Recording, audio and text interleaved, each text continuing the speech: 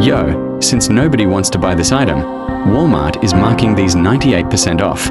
This is a $300 item that's ringing up for just $4 after scanning. They're hard to find, so ask an employee for this item in the back.